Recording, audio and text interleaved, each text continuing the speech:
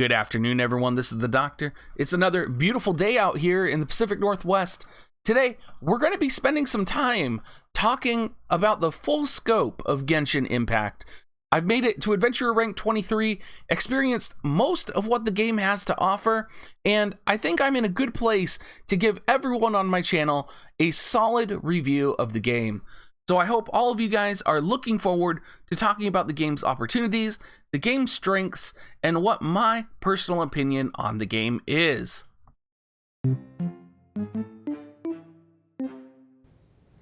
Now, there is a lot to talk about in regards to this game, and this is by far not going to be one of the shortest videos I've ever made.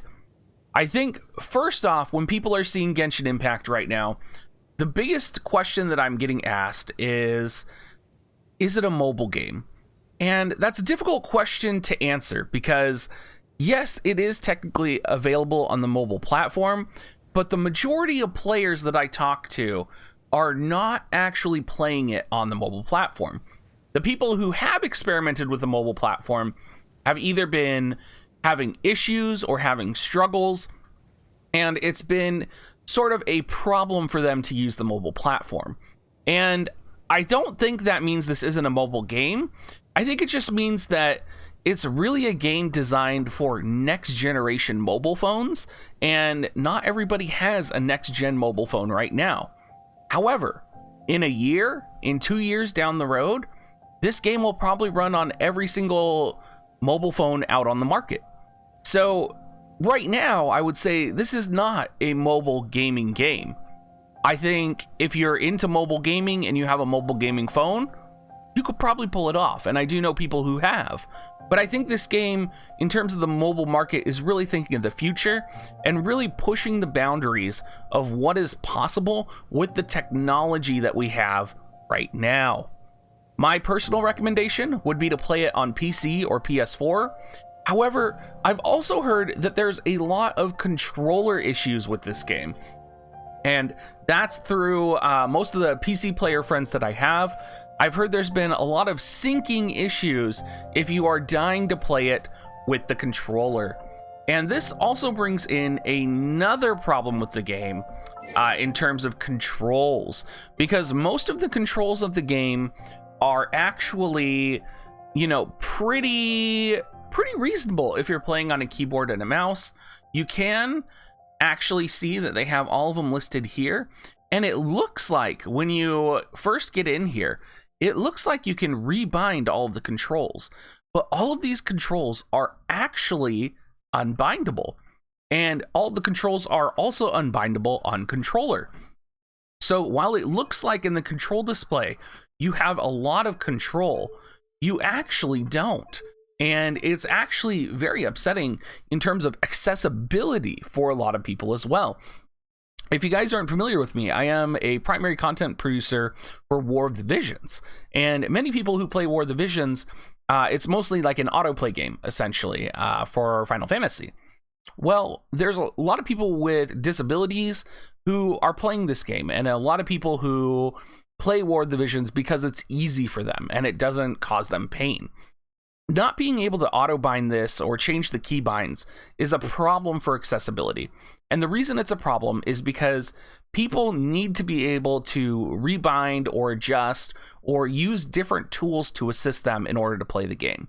And we do have a couple of people in my Discord that have talked about, they wanted to try and configure an iPad for it and they couldn't get it to work. There's just so many options here that would have been nice to have in terms of controls, and maybe we will have them in the future, but for right now we definitely don't. Well, one of the strengths and one of the cool things is that you do have the power to change the language in the game, and there is lots of voice acting in the game. And not only is there voice acting, there's voice acting by significant voice actors. So even if you're playing the game in English, I personally am playing it in Japanese, you're going to recognize tons of anime voice actors. You're going to recognize American anime voice actors, video game voice actors. They're all in there. So in terms of all of that, it's kind of super cool. So it's interesting to just see how they kind of nail one side of the game and then miss on the other with the controls and options. But overall, I would say the controls do feel good, and I think it's going to be an easy change for them in the future. Now, let's talk about graphics, because this game is beautiful, and it's getting a lot of flack right now for mimicking Breath of the Wild. And while I can't speak to the fact that this is mimicked Breath of the Wild, and while I do think that there are some things this game has blatantly stolen from Breath of the Wild, I actually think that this game does a lot of things better than Breath of the Wild. And, you know, if you think about Breath of the Wild as like the first iteration of a brand new genre of games, the first iteration usually has some problems. And while it was a lot of fun, this is almost like the second genre or the second iteration of the Breath of the Wild genre. And it's awesome. It's amazing. It's like they combined Breath of the Wild with an MMO, opened up the world. It's perfect. It's amazing. I can't describe enough how much I love walking around the world and collecting the mining nodes, collecting the food nodes, just exploring in general. Getting chests is kind of a easy way for you to like fill your time. It's rewarding. You get items, and overall the exploration of the world feels really good, and it feels like you're never limited in scope. And for those wondering, it does rip off the Breath of the Wild gliding system. So you can see here, if I jump off the cliff, I do get my wings as a glider. But it also improves upon it just a little bit by the fact that you have a stamina system that you can increase and grow as you progress through the game. And of course, that's done through collectibles, which makes getting across the world, checking all of the little nooks and crannies, that much more rewarding. Now, I currently have a mission to go all the way down here, and it's kind of where the main story has sent me after I've done some exploring. And part of the greatness of this game, I think, is that you just get sidetracked into doing random ass things everywhere. You can see I just got fully sidetracked going over here, found some mining nodes, I found a dungeon that we wanted to do, and I just like fully, while I was coming down here for the quest, I was like, oh, I'm just gonna fly over here and start doing some stuff over here. Similarly over here, I just like, woo, right over this way, and the next thing you know, I'm exploring, and I've just spent, 3 hours out here checking out this beautiful area. And I still haven't figured everything out about it, but I managed to figure out some secrets and gotten some pretty rewarding treasure. So I think one of the gems about this game is the exploration and the fulfillment of that exploration that really kind of brings you in and makes you feel like you're on an adventure, honestly. Now, most people are going to really care about the gacha system in this game. So let's open up here and let's talk about the gacha system. Now, this is essentially a single player gacha game, but there is multiplayer options. These are going to be the paid options, and it's essentially, sorry guys. It's essentially 160 crystals per summon. And what you basically do, you get a whole bunch of different currencies, of course. You can exchange them, and you go to wishes. And so there's not really a re-rolling system for this game. A lot of people are going bonkers re-rolling right now, and I think they're crazy. Because in order to re-roll in this game, you have to do 30 minutes of essentially storyline and quests to get to the point where you're actually re-rolling. To me, that's crazy. I would never want to do that. Most of the pulls are done through wishes, and you do get about 30 free pulls per month. If you buy the $10 pack, you are going to get about 60 pulls per month, and that's if you're not doing all of the content. So the game is very rewarding in terms of pulls. There is a pity system in place. There's a pity system for the guaranteed 5-star, and there's a pity system for a 4-star. I don't know why I'm yawning all of a sudden, but Lord have mercy. Let's go ahead and I'll show you guys how the summon works. I'm just going to use my wish. You can either get wishes or you can send primo gems. I'm actually getting a 4-star here, which is awesome. And I actually got the flute, which is a 4-star sword. So that's really cool that I just randomly got that. In terms of drop rates, you do have equipment and characters in this game. And honestly, it can be a little disappointing to get equipment, but it's necessary, right? Like, it's very similar to DFFOO or some other mobile games where you need to have equipment and you need to have characters. So talking about equipment, let's hop in and look at kind of how you gear your characters. And let's actually, before we even talk about the gear, let's talk about all of the different characters, because there's a lot of them. And unlike a lot of gacha games, the most viable characters are actually 4-star characters. They are not the 5-star characters. So this is your primary character here.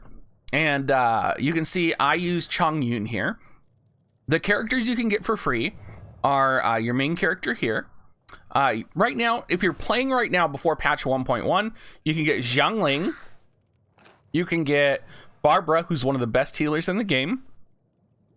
Amber just comes naturally. You just naturally get her. So does Kaya. And then for those of you who are the waifu lovers out there, you do get Lisa automatically. And this game is very generous in terms of it gives you enough free pulls to pull for characters, but you also get enough characters to play through the game.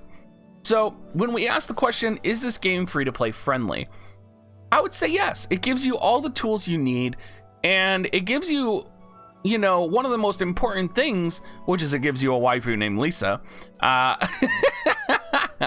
it gives you accessibility to the world, right? Now, of course, there are other characters in the gacha system, and a lot of them are, you know, women and men that are scantily clad. You know, I think she's probably my favorite. For those of you guys who don't know, my only 5-star is Mona right here, and I hardly even use her. I hardly use her because my 4-stars are significantly more powerful. So a lot of people are going to ask, okay, so 4-stars are the most powerful. Why are the 4-stars most powerful right now? Well, that's because of what we have here, which is called a Constellation system. Now, the Constellation system is essentially your dupe system, right? So when you pull a dupe, you're going to unlock a constellation for the character. And you're much more likely to pull dupes for your 4-star units than you are to pull dupes for your 5-star units. So it makes a lot of sense that, you know, if I have, let's say I have character that I have like Xiangling. You can see how Xiangling is a 4-star who has unlocked a lot of her constellation. And these are significant abilities, right? So enemies hit by Gyoba's attacks have their pyro resistance reduced. The last attack in a normal attack sequence applies the implode status onto the enemy for 2 seconds. An explosion will occur once this duration ends, dealing 75% of Xiangling's damage as AoE pyro damage. Increase the level of Pyro NATO by 3. Maximum upgrade level is 15. These are significant upgrades to your characters. And so the difference between a 5-star and an upgraded 4-star is extremely significant. And I would say it can't be overlooked. Now, very similar to how 4-star characters are better than their 5-star counterparts, weapons are actually in a very similar place as well. So for a lot of people who are free to play right now, they're probably like, man, I don't know, like I have one 4-star weapon and that's the weapon I maxed out. That's actually a really bad idea, because you can see here, I'm using what's called a refinement rank 5 sword, and you get refinement rank by merging dupes of a sword or piece of equipment into it. So I'm using a 3-star weapon here, and you can see it has 94 attack at level 20, and it has attack plus 13.5%. That's pretty good. I did initially start off by using a 4-star weapon, and you can see it has significantly more attack, but its refinement rank is level 1. And you can see that the ability is not leveled up the same as it is with the ability from my debate club. So while the 4-star may have more attack, the ability to refine and max out the refinement rank actually makes the 3-star weapon better.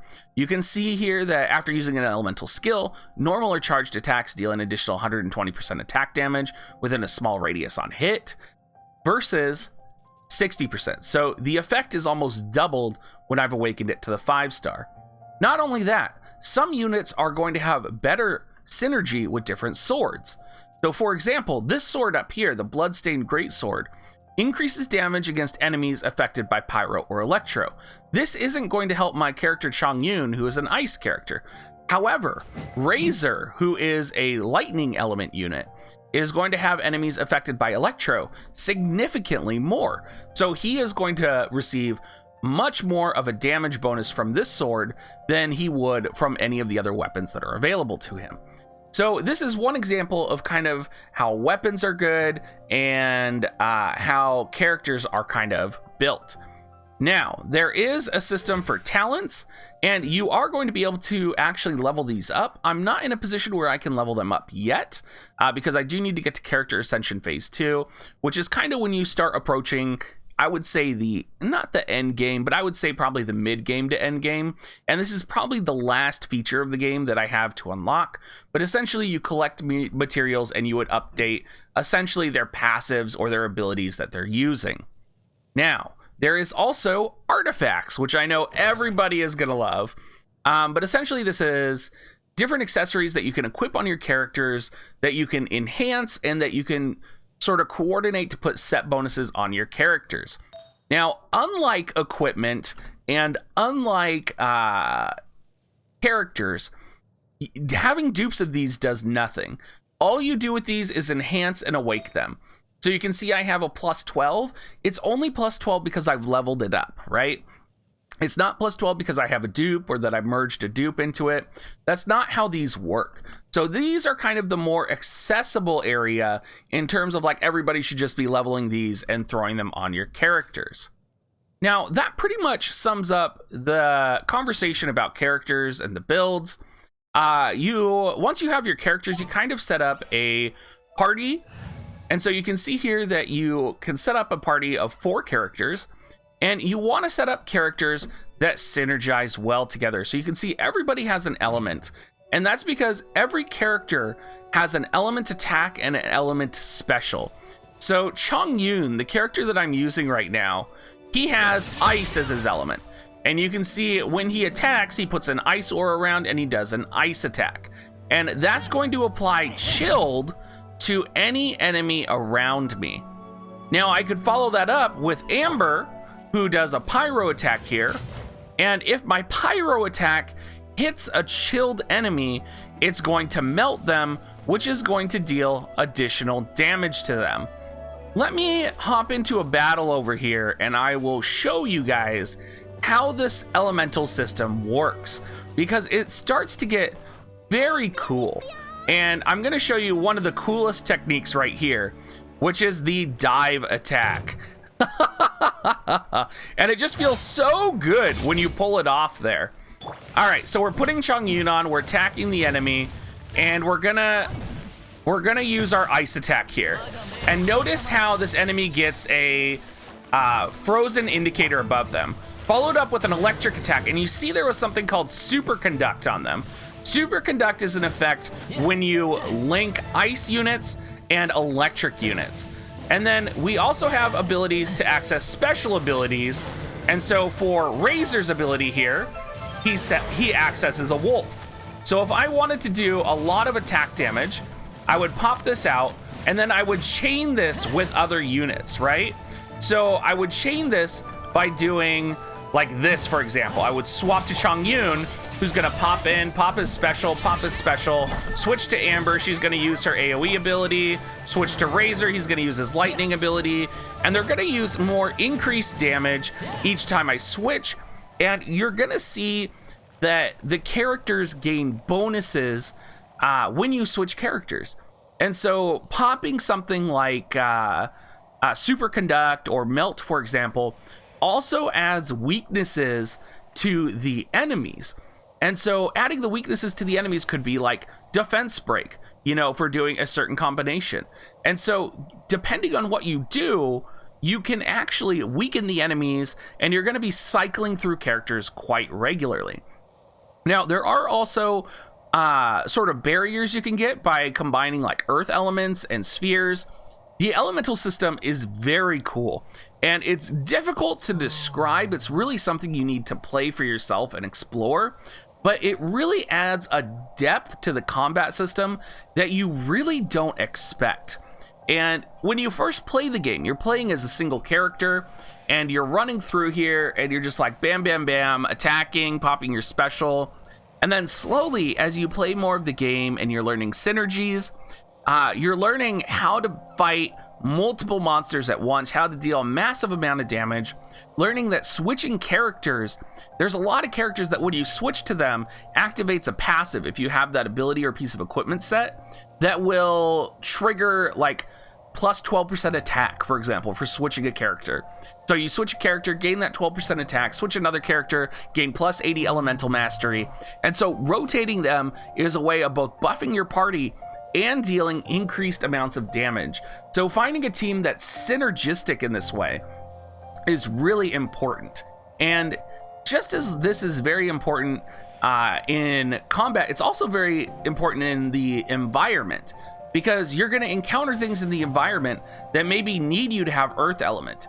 If you wanted to run across a large chunk of water, for example, let's say I needed to get out into the middle of this, what I could actually do, you can swim, but I could actually freeze it with Chongyun, and I can swing his sword here, and you can see how I can actually extend the ice, and now I'm actually walking on the water. So there's lots of different things that go on where you actually can affect the world around you, and that just adds to the element of exploration, and it adds to the quality of the game in a way that is really fun and really amazing. Now, there is a quest system. Most of the quests are going to be main character oriented and main story oriented. There is also, if you get in here, what's called the Adventurer Handbook. And this is really useful. You can access this by pressing F1 when you have access to it. It gives you sort of starter goals, but it also shows you what your daily missions are. It shows you domains, which are essentially, you get this currency up here, and the crescent moons, and you can spend them to either run domains or trounce domains, and you can get different rewards, different awakening materials. And you can see if you don't have one unlocked, you can hit the navigate button, and it's going to show me right where it's at over here. So if I wanted to, let's say I wanted to farm Lucky Dog, right? Let's say I wanted to farm the Lucky Dog accessories. I know that I need to head to this domain in order to farm the Lucky Dog accessories. So I need to make my way over there to unlock that. Now, a lot of people are probably wondering, you know, how hard are these little dungeons? And they're really quick. They are super quick and easy. And not only that, you also have things on the overworld you can do as well. So each of these purple dots is a daily mission. You also have bosses that you can encounter. And you can also fight the bosses in co-op mode or do the dungeons in co-op mode. And some of the bosses do collect treasure. Some of the bosses do not, though. And some of them are time-based. So a lot of the bosses, if they're time-based, you run and kill them, and then they respawn in about 8 hours. Otherwise, you're going to be paying the currency, which refreshes, right? This is going to be like the energy to refight them again. Now, let's talk about co-op, because co-op also has quite an experience, right? I think a lot of people, when they think about this game, they think it's a single player game, and they would say that the co-op is not too exciting. And I actually think that's not true.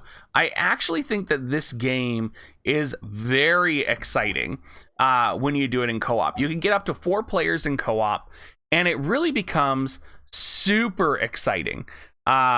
It's one of the things that is just absolutely incredible when you start getting 4 characters and you start doing things together, the amount of elemental chains and the amount of strategies that you can implement are awesome. So it's one of those things that is just absolutely cool, really amazing. We're going to see here if we can get into a co-op mission right now and show you guys what it looks like when you join the world. So we just joined Giant's world right now. He wasn't expecting me to click the join button on him, so that's why he declined me the first time, because he knows I'm actually making a video right now. But you can see I just arrived in Giant's world and he's currently fighting an enemy. So I'm going to come in here and I'm going to help him. And all of a sudden, like, Giant's distracting. This enemy has a shield, and I can jump behind him and attack. And you can get rewards when you're doing co-op from the Leyline Blossoms. So since I helped him, I can actually get this reward as well. Things you won't be able to get, though, in co-op is you won't be able to get things like, you know, farming materials or crystal nodes or anything like that. But you will be able to get any of the Primo Gem items. So that would be like if you farm the ley lines that Giant just farmed, you get the boss treasure chest. If you farm the boss treasure chest, all of that is essentially what you get. And when you enter into co-op mode, you go from 2 characters or 4 characters to 2 characters. So you can see Giant has the starting character in Amber, and I have the starting character in Chongyun in my party. So he can just switch to Amber, pop her out with her little doll. He's going to run around in a little circle there.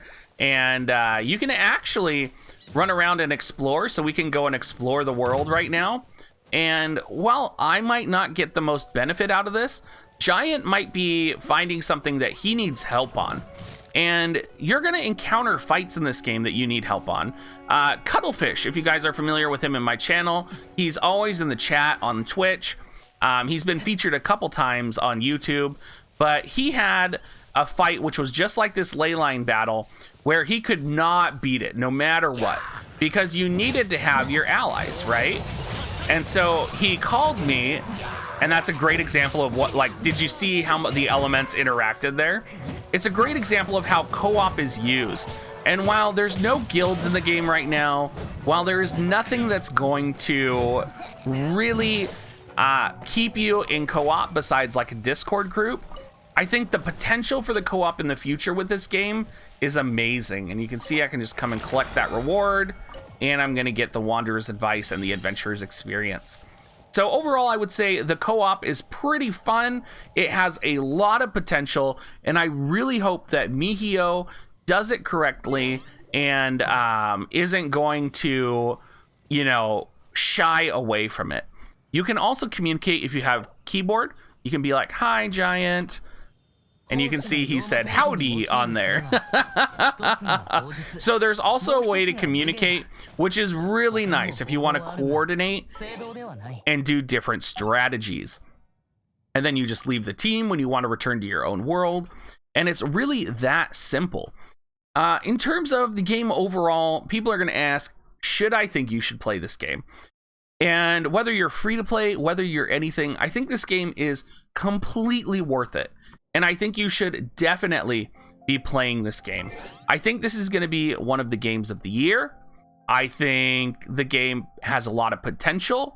And I think there's a lot of people out there who are going to really genuinely enjoy this game.